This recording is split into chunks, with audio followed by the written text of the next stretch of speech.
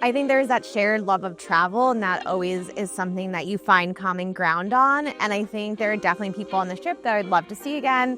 And at a minimum, at least keep in touch on social media and like kind of see everyone's travels. I know lots of people are talking about going on future flashbacks, so I think it'd be really great to keep in touch. I think a few things. One, that they promote that it's like a luxury travel, and specifically the age group of like 30s and 40s. So I'm not with people who are really young or really old and that are going to be in my peer group. And the idea that I don't have to plan anything, that I could just get up and that is all I have to think about for, 2 weeks. Sri Lanka looked really interesting. I thought it was a good mix of activities, a little bit of history, some culture, some adventurous things, and it's one of those countries that I heard was really hard to travel on your own, especially because it's so vast and things are so spread apart. So I thought doing a tour would be really good. I think one of the things that's nice about Flashpack is they really curate a unique trip. So there are some things that you would only get if you were on Flashpack, but also some of the bigger things, like we got to do a safari, we got to do a hike, we did a cooking class. And I think you kind of get a mix of everything that the country has to offer in a brief amount of time, and you can always choose to come back and do more if you really fall in love with it.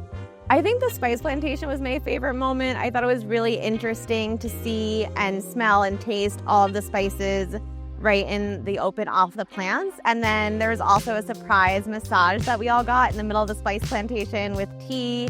And I got to use some of the products and they're great. And so I thought that was just a really unique experience.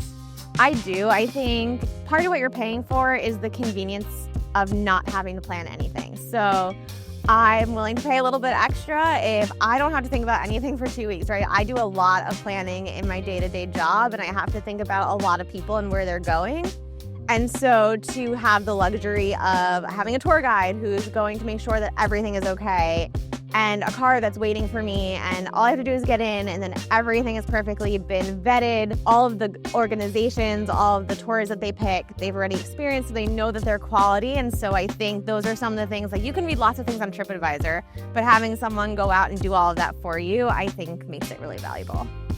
So Raz, or Razmataz, like we like to call him, is great. Like his number one thing is, are we having everything that we need covered? Is there something wrong with our rooms? Are we happy? Is the timing going to work for us? Do we want something else? He is so accommodating and so knowledgeable about the country. You can tell his love of Sri Lanka. And he has a really interesting life story as well. And so we got to see some of that. He DJ'd for us one night, and you can just get his personality, and he fits so well in the group that, like, yes, he's our tour leader, but he often also feels like he's just part of our group. He's easygoing, so if something isn't perfect, he has already thought of 4 other plans, isn't going to get stressed out about it, and is going to make it work, and is going to make sure that everyone has a great time doing it. And you never see him stress out, even though I know he's doing tons of planning behind the scenes.